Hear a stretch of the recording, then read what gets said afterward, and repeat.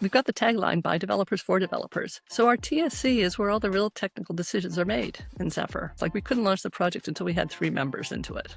The Linux Foundation doesn't do that type of thing. And now it's up to 5. You can't launch a project unless you have 5 members participating. I've heard a few times like, wow, but Zephyr, look at all the CVEs Zephyr has. My other RTOS has no CVEs. I tell them, yes, it's because Zephyr actually tracks and issues CVEs, which puts them well ahead of the competition.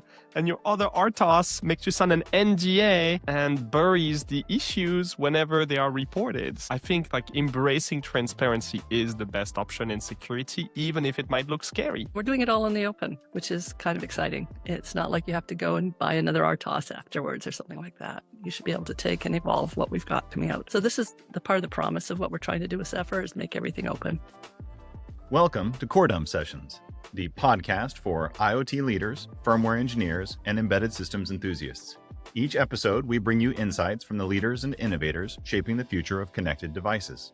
We'll talk about what's breaking, what's working, and what it really takes to build reliable products at scale. Let's jump in. Hi, everyone, and welcome to today's Coredump Live session. We're talking today about the meteoric rise of Zephyr and what it means for the future of embedded development. For those tuning in live, thank you for being here. One of the benefits of joining live is that you can help us shape the conversation and contribute to it. The easiest way to do that is to click on the Q&A button to drop in your question, and we'll either address them in line if they're really relevant to the topic at hand, or we will address them towards the end of the session. Today's session is part of an ongoing series, and every episode is available on all major podcast platforms. You can watch and listen to past sessions and subscribe at memfault.com/coredump-sessions. And Maddie will drop the link in the chat. All right. So this week, I'm so excited to have Kate Stewart join us. Kate, I'll introduce you, and then hopefully you'll say a few words. Kate is the Vice President of Dependable Embedded Systems at the Linux Foundation. She works with the safety, security, and license compliance communities to advance the adoption of best practices into embedded open source projects. Since joining the Linux Foundation, she has launched the ELISA and Zephyr projects. ELISA and Zephyr projects. Both ways. It goes both ways. As well as supported others' embedded projects. With more than 30 years of experience in the software industry, she has held a variety of roles in development, architecture, and management, primarily in embedded ecosystem working with international teams. I know Kate as the beating heart of the Zephyr project, someone who has been a tireless advocate for it for years, and someone I've had the pleasure of knowing and meeting at Embedded Worlds year after year. So thank you for being here, Kate, and welcome to Coredump Sessions. Thank you so much. I'm very happy to be here and delighted at your interest, and happy to start to talk. Zephyr is now almost. It was launched in 2016, so we're coming up on our 10th anniversary here. Wow! If you actually look in the GitHub repos, you'll see that things were started being worked on in 2015 before it was public, and the GitHub history shows that. And so we're getting up on 10 years now, which is kind of exciting. I've been pretty much with the project since it started. And when we started the project, we wanted to make sure it was a place where we could do best practices. And that's for developers, as well as security, safety, and so forth. So happy to talk about any of these types of topics. It's near and dear to my heart, obviously. As I was preparing for this, I was trying to remember when I first heard about Zephyr. What was my first contact with Zephyr? Chris, do you remember when you first heard of Zephyr? It's a good question.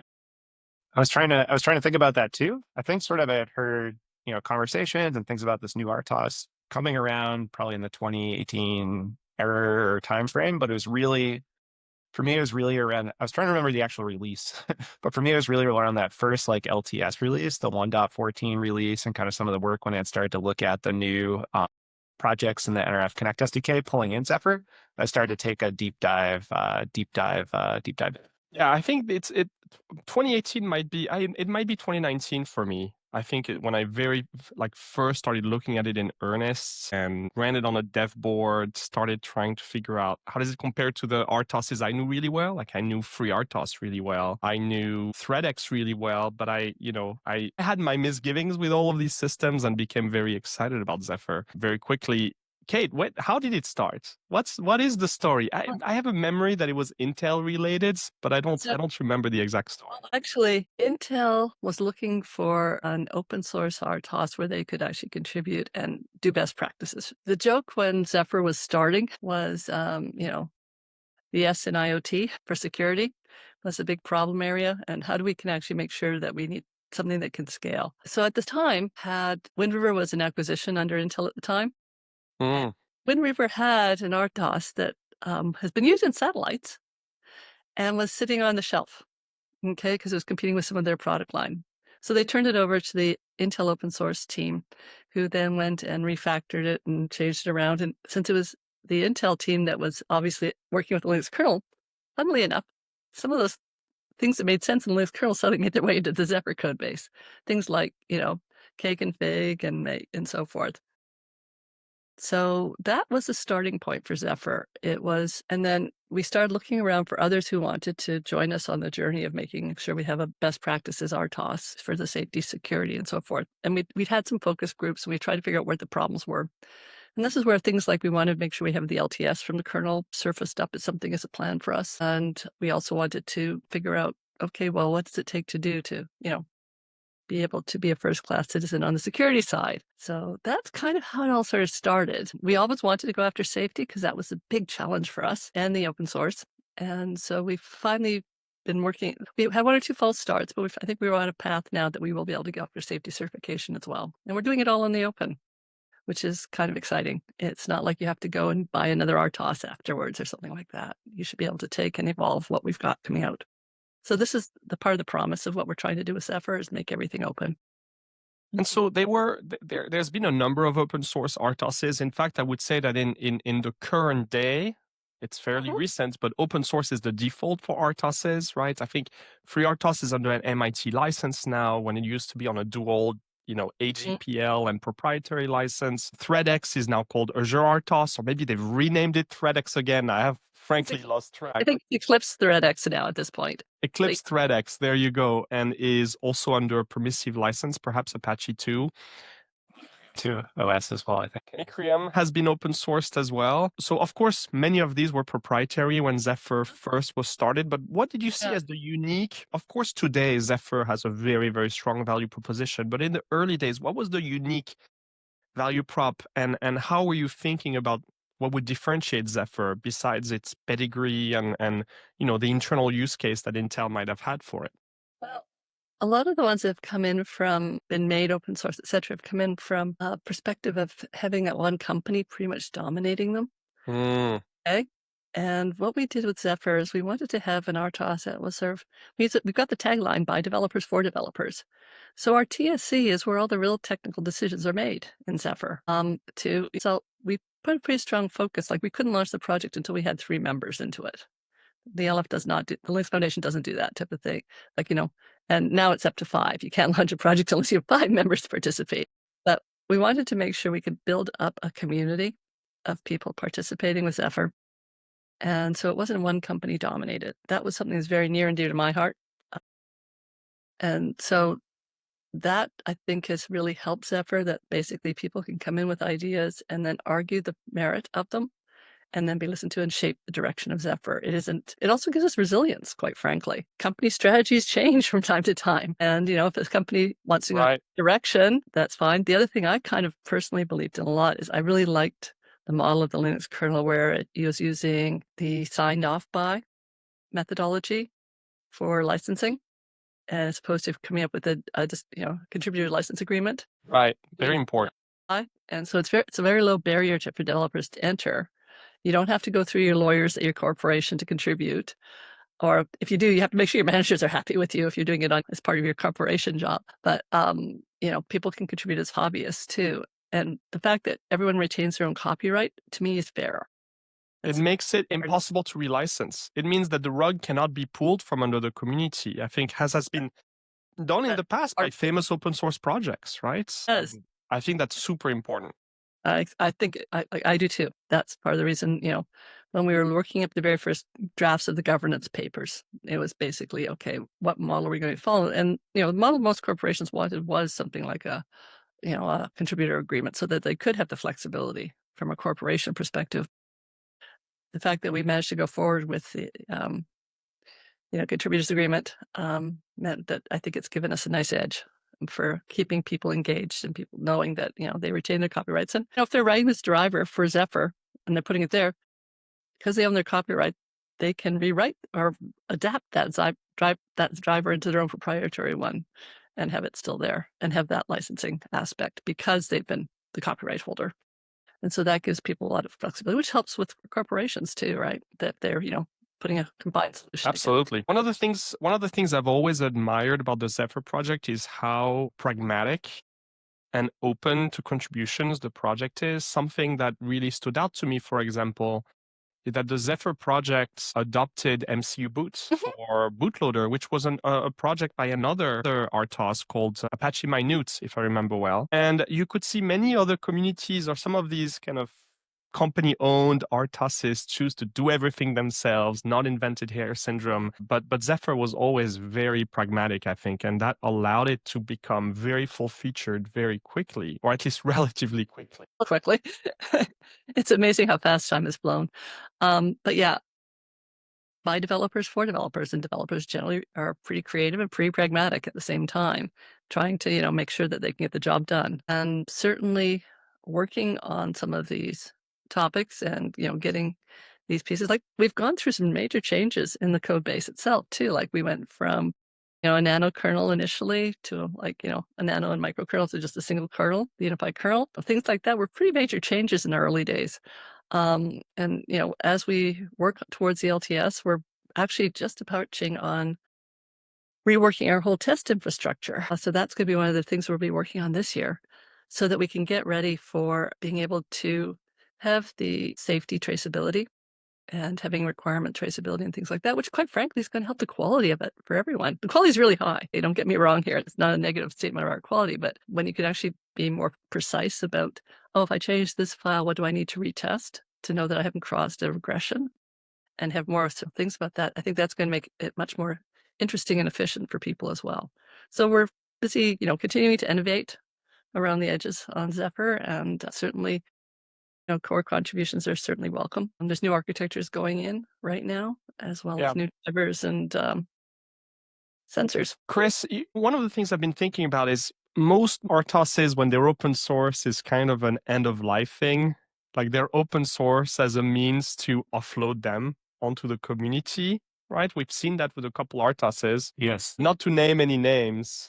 And with Zephyr, we've seen the opposite, where when it exited Wind River and Intel and became a Linux project, Linux Foundation project, and became open source, is when it really saw more adoption. Chris, you remember when you started tinkering with Zephyr? What was the driver of your interest? Was it just curiosity? Was it that you were seeing interesting people to work with it? What was driving your adoption of it? And what do you think? I think there's obviously licensing and some community aspects that were very important, but are there any technical aspects you think, technical decisions the Zephyr projects made early on that made it especially well suited for the moment and allowed it to spread very fast? Yeah, I think for myself personally, to some degree, I just like to tinker with RTOSs. I think I've tried them all out and experimented so it's a little bit of a hobby. But what really stood out to me, I would say, were a couple dimensions. Like this first part, this like Linux DNA kind of fused into the project, super interesting. Actually not that sort of like Linux style driver interface or other pieces. There's been a few RTOSs that have tried that in the past. But I think more importantly, this concept of everything's going to be in the open. It's not just going to be one company or one person developing the RTOS is really interesting. So if you've ever contributed to some of the other RTOS projects in the past, that aspect isn't there. And I think that's really important for gaining adoption. And I think around the same time, maybe lucky timing or not, but around the same time Zephyr came out, like we really saw a ramp up in the complexity of some of these microcontrollers that people were running sort of projects or doing things on. And so these like single task while loops were no more. We have like a graphic stack, 3 network stacks, a bunch of things happening on the device. We need a file system. And this sort of like concept of like, hey, there's all these modules that are being pulled in. You can get up and running on multiple boards, on multiple devices, like people do with Linux today, but for microcontrollers. I think that's really compelling as the complexity increases. So those were a few of the dimensions that really stood out to me in the early days. Anything you'd add? Any other aspects, technical or otherwise, that you think made Zephyr, particularly well suited to the moment? I also think that the adoption of something like an LTS into it made it much more friendly for people actually doing products, being able to know that, okay, I'm going to get my security fixes for the next couple of years for my products without too much effort on my part, other than trying to keep up with the tip, because it is changing fast. We are evolving and everything else. And so putting that LTS in place, I think, has really helped the project.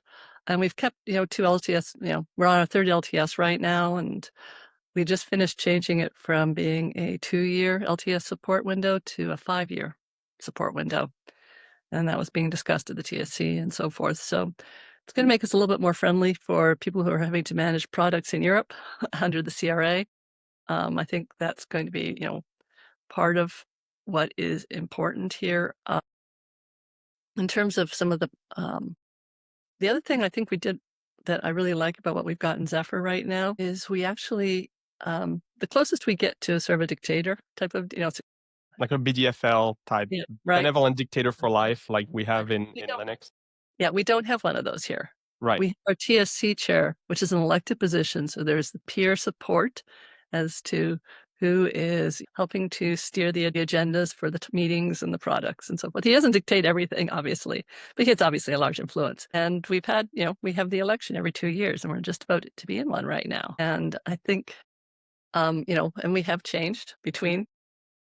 I think we had initially it started off with Anas, and then Marine was our TSC chair, and then Anas has been it since then again. So it's sort of like, back and forth. And so I like the fact that we actually are not, if something happens to Anas, we have options in the community. We can elect from the community. And I think having that type of strength and resilience is a good thing for a project. Something else that might be, I was just thinking about, is unique to the RTOS is like the testing in the open. The Twister plus QEMU test framework is actually like one of the best examples of like, how do you run an RTOS on a bazillion different devices in a reasonable way and see what's there? I was actually I can't think of an example of another RTOS that's out there where there's such visibility into the coverage and how people are thinking about it and what's in place. And that really stood out to me as well. On the flip side of that, I spend all my day talking to developers of embedded devices, and I'm a big booster of Zephyr. I've been a big fan of Zephyr for a long time. But when I see some of them make other technology choices, and sometimes they have very valid reasons, I think we could talk about projects that may not be a good fit for Zephyr. I imagine like an 8-bit MCU, you wouldn't want to run. Yeah, I don't think you really want to I don't think we've got any architectures in Zephyr that are smaller than 32 bits. So Exactly. At the very low ends, there are better options than Zephyr. Yeah, bare metal. There's other options out there, I would probably say. On the other hand, like, Zephyr, you can compile it, you basically configure in what you need for Zephyr. Right. You can still run in a pretty small footprint, but it depends on how much you're trying to do. And as we start to see more of these sensors, managing edge devices and managing intelligence at the edge, Zephyr at least gives you some pathways to start to approach this problem in a reasonably sane fashion. Another very pragmatic decision, reusing the kconfig system, reusing the device tree concepts from Linux. So Zephyr has always been very happy to borrow from other systems in order to build something that's greater than the sum of its parts. Two of the objections that I hear again and again, and I don't know how real they are, to be honest, Kate, but I'm curious to get your take, is performance and stability. I think first, Zephyr, for one reason or another, has this reputation at being bigger, more complex, and therefore less real time. Something halfway between a real RTOS, quote unquote, and a Linux. Again, not my words. I'm paraphrasing feedback that I've heard. I know. Say it again? The challenge for Zephyr right now is there's so many options, people don't know what the right ones to configure Mm. what they need. And we actually saw this. Jacob Beningo did a survey of real-time RTOSs last fall, and he pointed out some flaws. Well, part of the flaws was the fact that, he didn't use the right options when he was comparing things because they weren't visible. And so, we engaged with him and worked on catching it. And then, quite frankly, that shined a light on some areas we wanted to tune up. And so the community's been very busy. In the 4.1 release, you'll see a lot of improvements on the performance of benchmarks in this way, because that's how people are going to judge things. And it wasn't, there was a lot of big problems. It was just, quite frankly, we had to make some options visible to people and, document some things slightly differently. And I think there's one or two places where things got tightened up, but, we're pretty close to the level of real time you're going to need.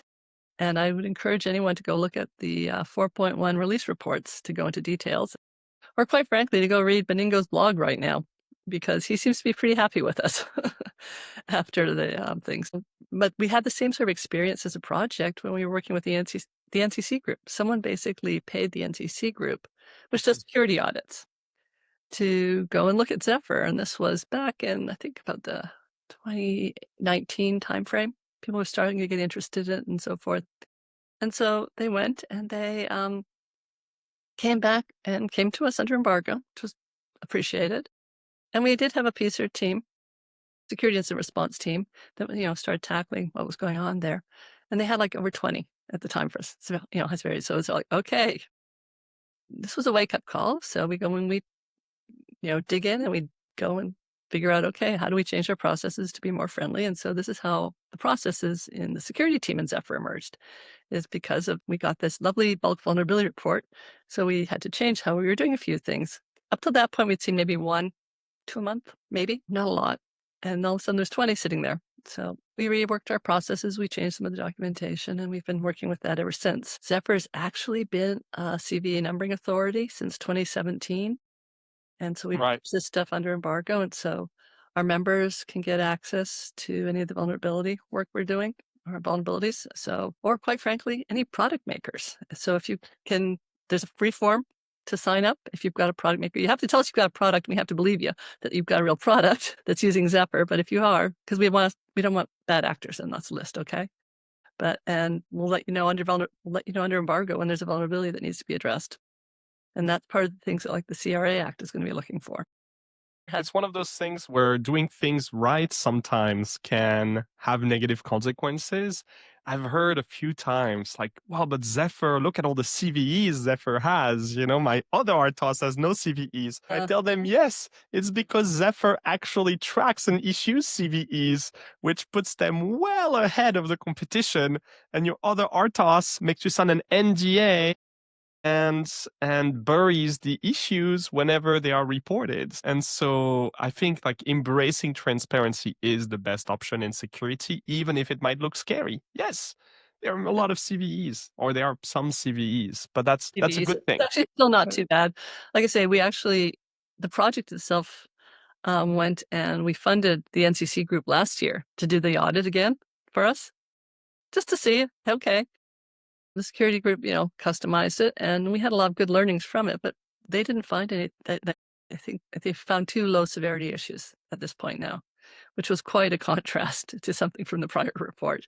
But they've been good to work with, and, having external bodies look at the code base and audit it and be transparent about the results is just a good practice for any open source project. And I guess it's on my side, I guess the one that I talk to folks the most as they're thinking about starting a Zephyr project or integrating things is on the stability, kind of like overall platform stability side. And that's kind of, I think that comes in a few dimensions, and honestly, I think it's getting a little bit better now, but like in the early days from an API perspective, sort of things are changing from release to release. How do I follow along with what's there? And then sometimes I think even from a module side, like we've settled on, bootloader now, settled on kind of like a file system network stack that's there. But I think in the early days, there are some shifts across to some degree. The developers, what's working for them is what goes into the code base, really. That was the whole reason that the fee, we had already initially planned on doing an LTS, but literally it was figuring out, okay, how do we make sure we have something that's stable for product makers to work from? And now we've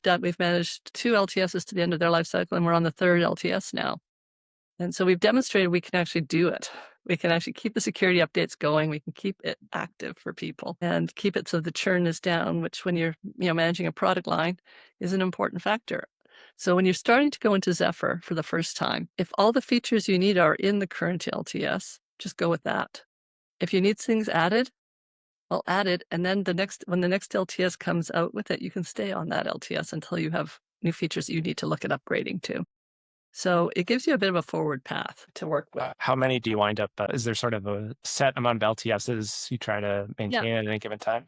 Yeah, you can go onto our docs webpage, and you can look up LTS, and you'll see literally we've had LTS 1, LTS 2, and we're now on LTS 3. So 3.7 release was our LTS. We're now on the 4s. And so in about a year and a half's time, we'll have LTS 4 coming out.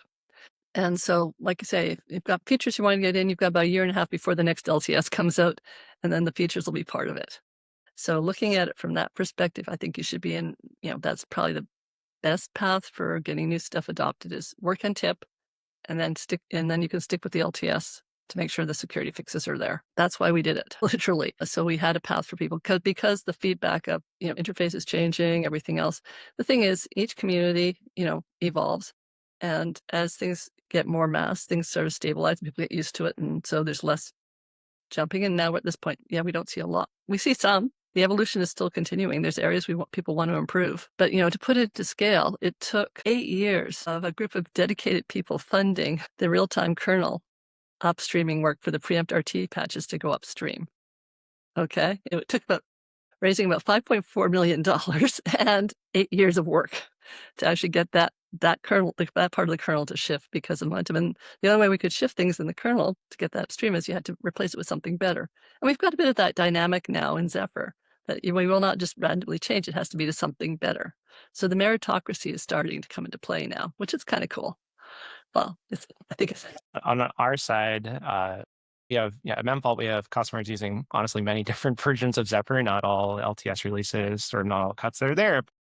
Kind of the infrastructure in the build system has actually worked out pretty well for our own SDK, where we've been able to keep it compatible, kind of going way, way back. So it supports, early versions of V3, all the stuff in V4. We deprecate our support for the 1.14, the first LTS release, but for a long time we had folks kind of even kind of going way back then. But I find that from a component sort of supporting Zephyr standpoint, that hasn't been crazy for us. We have some CI that tests on latest builds. Well, hopefully, as we revise the test infrastructure and so forth, hopefully you guys will weigh in to make sure that what we're doing is going to be working to make it more efficient for your testing and regression avoidance, especially as we have to retain things longer. I'm curious now, for the CRA, are you looking at beyond the 5 years for some of your customers at all or not? Absolutely. So in fact, that was going to be my next question. But generally, for those who are listening, the CRA has many requirements. Is I think a very large and impactful piece of legislation that if you're building a connected device, you should probably become familiar with. We actually had a CRA session 2 weeks ago where we talked about it with Giovanni. Need to flip on the bootloader and do firmware updates. Giovanni design, but the rule in terms of support and lifetime of the device is whichever is the longer between 5 years and the expected lifetime of your device. And so 5 years is the minimum. And this is why I suspect Zephyr has extended their LTS from 3 to 5 years. At Memfault, because we're a commercial vendor, we're actually, our customers expect us to at least meet their regulatory requirement, which is the lifetime of their device. And so we take a view that 10 years is likely the minimum we need to provide because many of our customers build infrastructure. They might build metering systems. They might build industrial sensors. They might build water and power infrastructure, devices that have a 10 plus, sometimes even a 30-year lifetime. And that's really tricky. It's tricky for a commercial vendor like us, but at the very least, our customers will continue paying us throughout the lifetime of that device. And so, the day they stop paying us, the support is gone, right? But for an open source project like Zephyr, if someone comes to you and says, well, my device will be in the field for 10 years, what should I do, Kate? What do you tell them?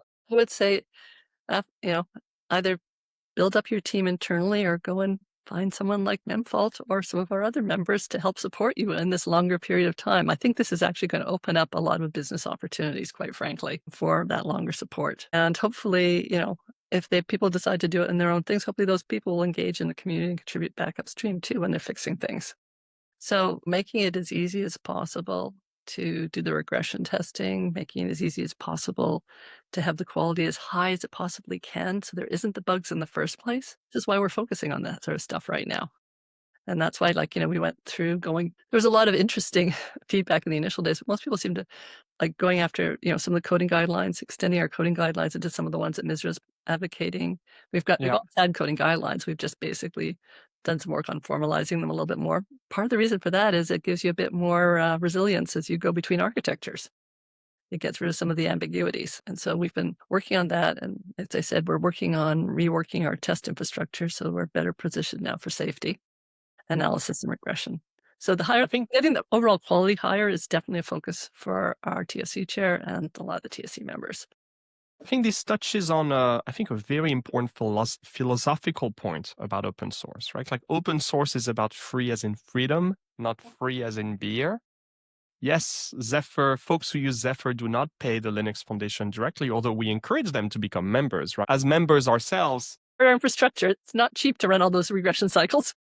Exactly. Memfault is a silver member. A silver membership is very accessible for a commercial entity. And I hope that those of you who listen to us and are building on Zephyr would become members and support the project. But there's the other piece, which is because it is open source doesn't mean that it shouldn't cost you money. It actually probably should cost you money if you're looking at 10 years of support and these kind of advanced security requirements you might have in critical industries. And in fact, I think in the Linux space, we've seen very successful and excellent organizations emerge to provide that commercial support. I'm thinking about Red Hat or Canonical or SUSE. I mean, there's actually a good number of them. Not to Wind River, not to pick any, not to pick anyone in particular. I don't have a preference myself, but there's a good ecosystem. And if you are building a business on top of those technologies, you tend to go to one of those vendors and pay them some money to get that extended support, to get some even development done to support your specific use cases. And so I suspect the same thing will happen with Zephyr. I don't know, Kate, if you've seen already. I've heard that Wind River is starting to think about potentially. Wind River stepped up and is now our safety chair. There you go. They basically said, yeah, we're getting in behind this. So when we were we've got a safety chair and a safety architect, they said, we'll take the chair position. And they've been doing an excellent job of helping us. And, it's people who know how to do safety because they've done it in that organization for long periods of time with the VxWorks side. So they're helping us, flesh this out to something that they can see supporting for longer for their customers as well. And certainly we welcome anyone who's particularly interested in trying to make sure we get all things to be sane for businesses as well, who have to work on this to, the developers in those businesses hopefully can contribute into the code base and help make sure that, all the factors get considered in the discussion. Because I think as you think of the more opinions you get and the more things you can sort of rationalize, it's less likely to overlook something. Of right? course. I think there's also some consultancies that are doing some good that I think folks have been learning to rely on, like our friends at ERNAS. We've known Luca for a long time. He's building his business in many ways on providing support for his folks building on Zephyr, and I believe they're a Zephyr project member. Yes, they've been a wonderful project member in the sense that finding products with Zephyr in them is my challenge right now. I'm always looking out for if someone here's listening to this who has a product with Zephyr wants to just basically chime in on the chat about their product, I'd love to go look at it. Yeah, they don't always tell you. No, they don't. They just download it from GitHub. They download it from GitHub. We've got about I think there's over 7,400 forks. And when I checked earlier this month of Zephyr, and so there's over 100. You've got a lot of products then. Need some sort of voluntary registration system. But then there's also the QDIDs for Bluetooth. And, some of our members have filed their appropriate registrations and so forth. And so if you start looking and seeing who's you could work backwards from there based on. Yeah, and so there's different ways you can get to it, but understanding where the products are and is really cool. One of the ones I came across at CES okay, was one where literally you're pressing buttons and it's you're recording the electromagnetic stuff is generating the power. And then they're using that to aggregate stats and then send a signal of how many button presses they've had. So they've got a little device that sits there and as you press the buttons. Also, there's another one that they were showing me. It's from WePower that is sitting on a motor. Okay. And the vibrations in the motor are generating enough power Wow. for Zephyr to basically phone home and say, hey, there's a weird pattern emerging on your motor here, or things like that, but there's enough power from that. And so, doors opening and closing, buttons pressing, these small little things, they add up to improving the reliability over time if you're actually monitoring some of this stuff. It's one where it definitely feels like, especially in the last 2 or 3 years, like I've really noticed this critical mass being shifted over. Like there was pretty much every semiconductor company now has like a Zephyr version, or if they don't, I hear like folks we talk to saying, we might not consider this chip because it doesn't have Zephyr support hasn't been built in or things aren't in place yet. There's like more and more people talking about sort of how they're using Zephyr in the field and like how they upgrade to it and what their experience has been. But I imagine similar if we followed the trend for like Linux and kind of like people coming on board to support the ecosystem, get things in place long term, we're probably like in that middle part of Linux, the Linux journey right now, just for Zephyr. I think there's a lot of parallels. Well, there was actually, back in 2018, I gave a talk at an academic conference about the lessons Zephyr learned from Linux and the best practices we employed. Realistically, yeah, there's a lot of good practices that we could learn from, and then we've evolved a few of our own over the days since then. But building up on these things is kind of what's been emerging. And yeah, I'd say after 2019, I think we did start to see the shift. I started actually tracking. Some of the supply chain stuff didn't hurt in terms of people really. Yep, I think there was kind of it was a forcing Like- function of like, hey, we have to think about portability here. Like if we built all of our drivers up from scratch and to jump to some other chip because we can't get the other one, like how are we possibly going to be able to do that in 6 months? And so like that probably didn't hurt Zephyr the 2019, No, it did not. And the vice, 2023. in fact, I think when we were in that COVID era, I think and the supply chains were all disrupted. I think that was reinforced the message to some people that we wanted that. And that's, as you say, that is why product makers are sort of looking at Zephyr, is because they want to know that they have the flexibility to work with different supply chains as the ecosystem shifts. And most of the silicon vendors, when we were sort of starting, and even still to some extent now, still make sure they have free RTOS as their first offering, and then Zephyr's the second type of deal. I think Nordic was the first one to really make the shift to say, okay, we're making Zephyr our first class offering. And I think that really helped us find products and also help convince other people to see what can happen.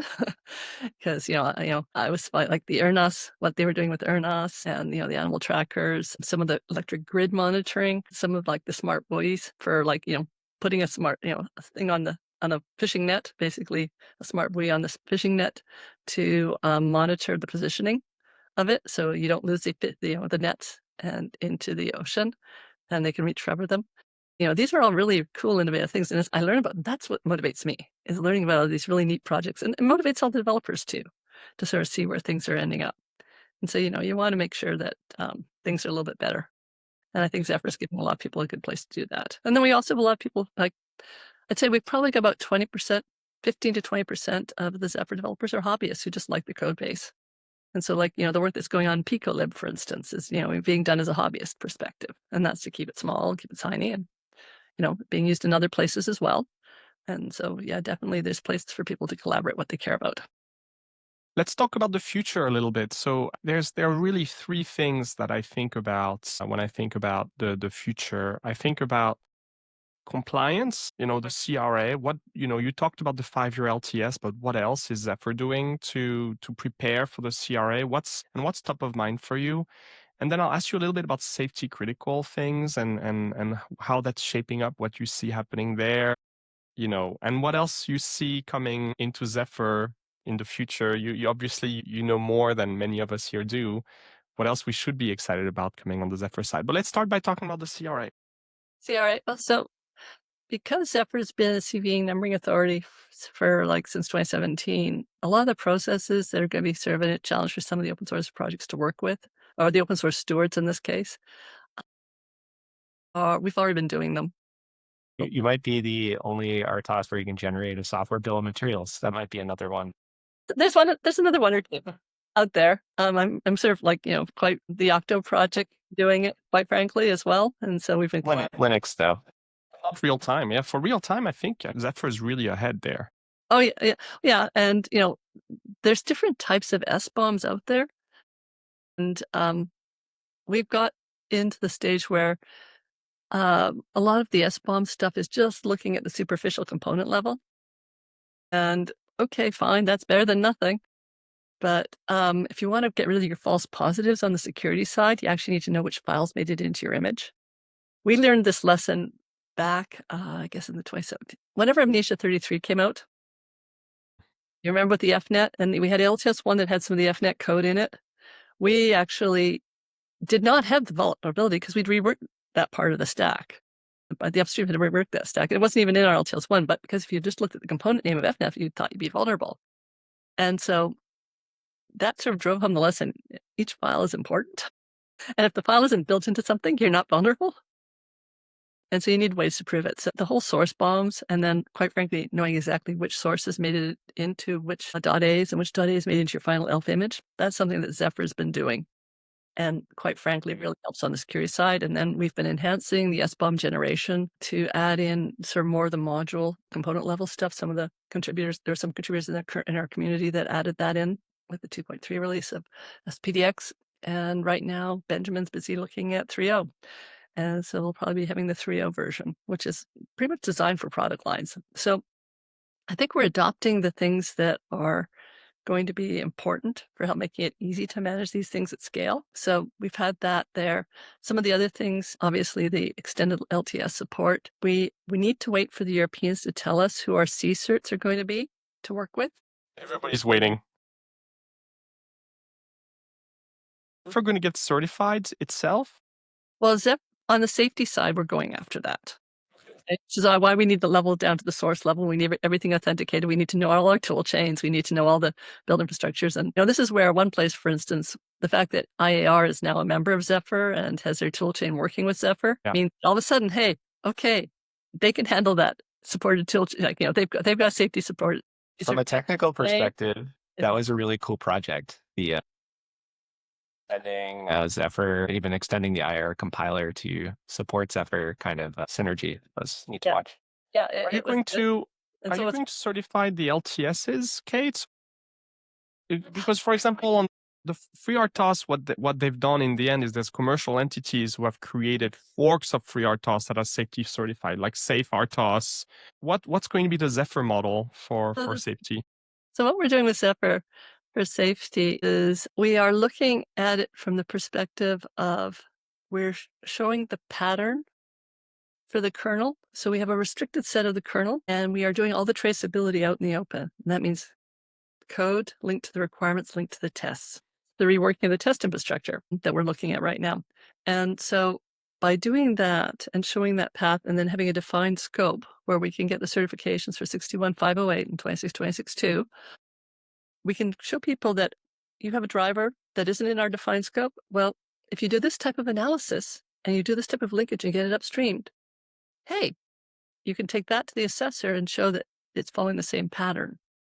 And so you can start to now expand to the scope that you need it to be at, rather than just the scope. So what we're doing is we're doing a public model for some of the space. And it's going to be, common things that everyone uses. Realistically, it's what we've got. But we recognized that we needed something that could let people who have vested commercial interests take it to that next level, take it their specific version through safety certification if they need to. So what we're doing is we're doing all the work up on the tip, and we'll be keeping our LTSs supported, and our defined scope is that subset of what we could. So a subset of things are in scope for safety certifications. You're maintaining the doc and the testing and all that, but you're not getting them actively audited for certification. Yeah. Oh, you are? Okay. Yeah, for that subset. Subset. For the subset, we will increase the subset. The safety committee is one, and our board, quite frankly, because it costs money, determines how this is all going to get funded. And the safety subset, we've actually gotten our concept one approval from TÜV Süd. We got that last December. Right. Yeah. going down. We've gone through all like the concepts of how we're going to do all this and how this. So right now we're in the stage of assembling all the evidence to do what we say we're going to do and putting all the report, and we've given them drafts of the reports and everything else. Now, the safety artifacts, we're making available to members since they've been paying for it. This is for our platinum members. So that's how we're doing it a little bit differently to keep the funding and make it an ROI. Makes perfect sense. All of the traceability, all of the visibility on the, methodologies and so forth is there, and it'll be pretty much out in the open for people. They can get a fully certified version if they become members at a certain level, or Yep. they can take all the things you're providing already, and they can go through their own certification for their own specific products, which they might need to anyways in order to add their own code, but it will be ready for cert. And hopefully, as they analyze pieces that we haven't gotten to in the project, they contribute it upstream. The maintainers look at it and sign off on it, and it's just bigger for everyone. The same way they contribute the code. I'm hoping they'll start contributing analysis. Frankly, the initial focus is kind of the kernel, and you're basically like pulling in more modules or systems that are commonly used over time is kind of the plan. Is that That was the structure we've been going towards. Your device driver over here is not going to be the UART that we go through initially over there, right? But if you can see the pattern we've used on that device, the UART, and you can apply that into the device driver with the functionality all surfaced up with requirements and code and tests, and you upstream those, then all of a sudden the assessors know that, yes, the maintainers have truly signed off on what you're doing, and you actually understand it properly, and you can follow the same methodology. Let's move to the Q&A. We have a lot of Okay. questions, and I think that we'll enjoy them. I saw one in the chats that was actually on one of the topics we thought we might cover, which is Rust support. I think this is from Sal. Sal was asking in the chat. So I saw that 4.1 added Rust integration. So that's very exciting. I've been also a fan of Rust. When I write for fun, I write Rust code. When I write code for fun, but and we're seeing, I think, increasing traction in the embedded space. We have a few customers here at Memfault who use Rust exclusively on their firmware. Very exciting. So we're happy to see it in Zephyr. We've also heard Rust in the kernel on the Linux side. So it's a topic across, I'm sure, the Linux Foundation. What do you see? What do you see as the place of Rust in Zephyr? Do you expect it to become something that, a language that is used to build even the kernel itself? Is it going to be more supported at the API level? Where do you think it fits? We're starting off at the API level like the kernel did, okay? Having the Rust user space. Yeah. And thanks to Lenaro and David Brown at Lenaro and the Lenaro members that funded his work, we've gotten it pretty much nicely in place right now. Getting it into the kernel, I don't think there's any blockers. The nice thing about having requirements and having requirements traceability is it means that we're going to be a nice space if we need to change the language out from underneath us. Right. So if we wanted to start to move the kernel into something more Rust in parts of it for various reasons of memory safety and so forth, we could basically, once things evolve in that direction, you can basically rework parts of it, put them in Rust, but still test them to make sure you haven't caused anything to break. So the requirements are going to help us on that problem eventually as well. So getting this stuff in order, getting all this stuff there is definitely part of it. But I think it's going to be a matter of when there is community will and people willing to fund the work. I think it'll happen. It's kind of how I think it's going to emerge. I definitely think it's a really cool direction for the project. I guess it's watch the space, right? It's an interesting one too, where it could really lower I feel like there could be a point in time where there's a lot of Zephyr users leveraging West and don't even realize Rust is getting used under the hood to compile some subsystem or piece that's there. And so in many ways, I see that as a struggle with some of the companies figuring out their tool chain. How do I set this up? How do I get that all in place? And with it abstracted away, it could actually be sort of the way for first mass adoption of Rust running on microcontrollers in some way. We have a question from Raghuram Inguva who asks, and sorry if I butchered your name, is there a port of Zephyr available for microprocessors? And is it even appropriate for microprocessors? Are you seeing some of these use cases, Kate? Seeing it. It's basically, we're seeing it in a wide range of places. If you actually just go into the code base, you will find a lot. There's a lot of stuff for 64-bit, for instance. That usually goes into the MPU space. It's being used when, basically Zephyr tends to get used when you have to care about resources. So things like firmware for monitoring when the major processors are powered down, things like that. Yeah. There's a lot of places. I'm seeing it in both. Mostly, though, obviously, Zephyr's sweet spot is in the very tightly constrained resources, but there's no blockers for it going in other places. Some QEMU examples too, if you want to play All around right. Cortex A stuff. Yeah. Cortex A. I know many people use RTOSs on Cortex A, especially one of the applications where I see that a lot is when they run on some of those Xilinx FPGAs, which have And with the Zen, mixed criticality systems is another area you're seeing a lot of Right. Zephyr being looked at right now, where you're using a hypervisor and Zephyr and Linux in a system, and you're having different functionality in different places. We had a few questions about the safety certifications. I think we've covered it reasonably well, but perhaps one thing you could add, Kate, is a note about where folks could learn more.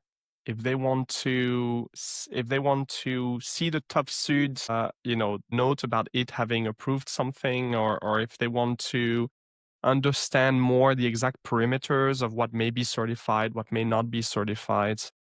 For non-members, are there resources on the Zephyr website? Are there places where we should point them? In the blogs, we've been pretty good about being visible in our blogs about what we're doing. And it's an area that we'll probably continue to do more work in our docs about. And we also have a safety working group that's available to non-members as well. It's available to members, but anyone can join into our safety working group if they want to help. We would like you to just come and help, though, as opposed to sit there and go, okay, when's it done? When's it done? Yeah, right. Happens. But, I think it is open. Like I say, we do try to keep it very transparent. Yeah, Zephyr is, as we've said several times, a community-based open source effort, and the best way to see the change you want to see in Zephyr is to come join the committees, become a member, and participate, help push the boulder up the hill. We have a couple questions around, which platform Zephyr is really appropriate for. So I'll combine a few of them together from Jose Miguel, who asked, is Zephyr partnering with some of the prototyping/learning platforms like Arduino or Raspberry Pi to make it really, really easy for newcomers? And on the other side, he was asking whether Zephyr may become an alternative to things like Androids for some even larger devices in the future. That's all. Second question is all about, see where Zephyr is a product, and the fact that it's sitting in Chrome is it's an indicator.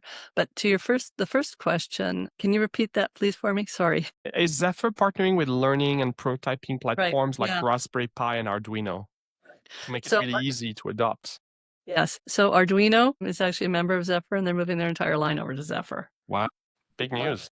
Yeah. We announced that last year. There's some discussions with some Raspberry Pi folk too, so watch that space. So yeah, we are working with people that make it easier for on-ramps into these spaces. The Circuit Python folk have adopted Zephyr now underneath as well, and so we've got brings me back. I backed Circuit Python. I think it was a Kickstarter originally. It's been awesome. They were a member for a while, especially when we really needed one. So they were one, and then once we actually had a few more members, they went, okay, you're on your own at this point. They actually last year just decided, actually was at the start of this year, they decided that, they're just going to move the Circuit Python internals rather than chasing all the hardware targets that are emerging, just work it off of Zephyr. Very pragmatic. Oh, yeah. The Thingy 91X continues to be one of my favorite prototyping platforms. Got cellular, Bluetooth, good sort of documentation on how to get started. Yeah, Nordic's been really great about giving out prototypes, like these platforms. Form factor, you can just put it places too. Take a lot of space. On the philosophical side, Thin Wen has a question about the dilemma between supporting these larger processors, these MPUs, with keeping it config that's very light and very fast and resource efficient for the smallest MCUs. Is that a conflict in your minds? How has the Zephyr Technical Steering Committee managed that? It is necessarily a tension, right? It creates work to do both.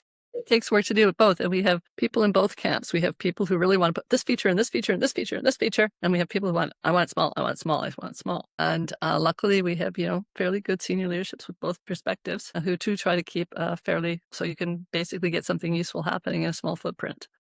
But as you want to add more functionality in, it's going to take more resources.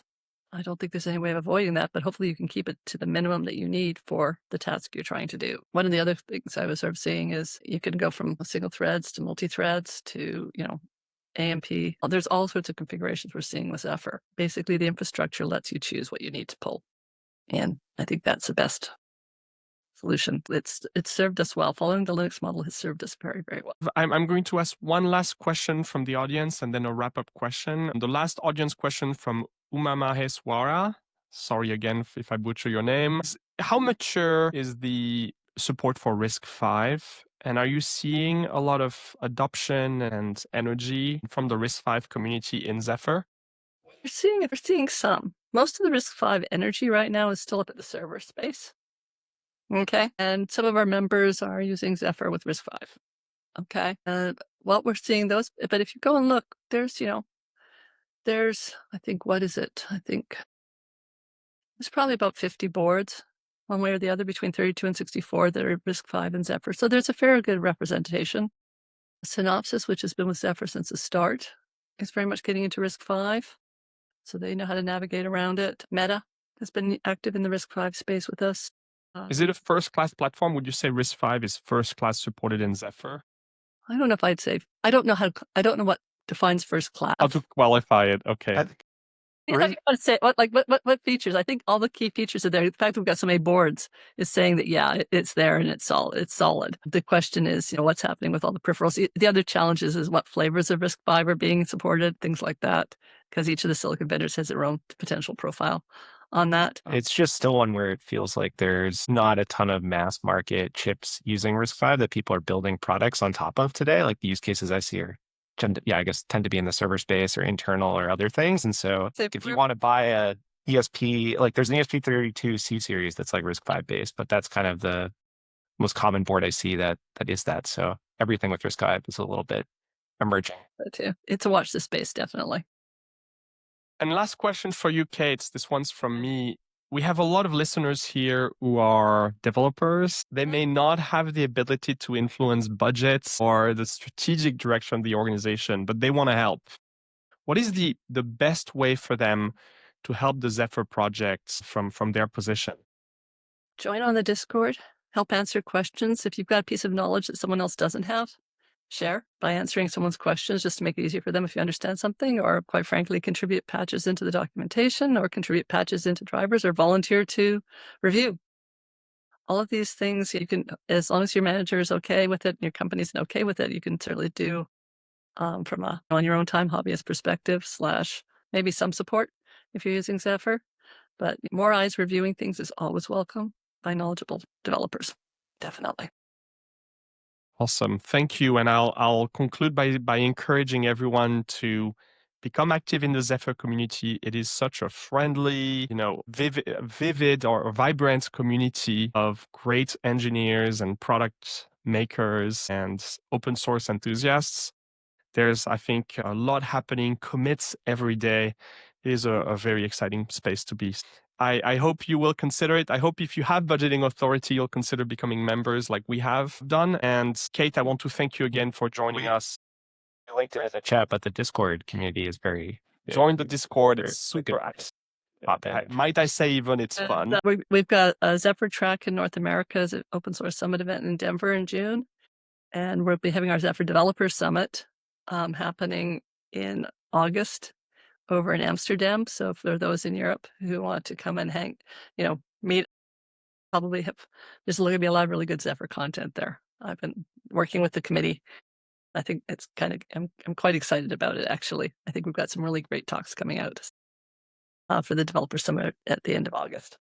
This was such a wonderful conversation. I learned a lot. I think we covered a lot of ground. It was excellent. I hope the audience agreed. Thank you to all those of you who joined us today, asked excellent questions, contributed in the chat.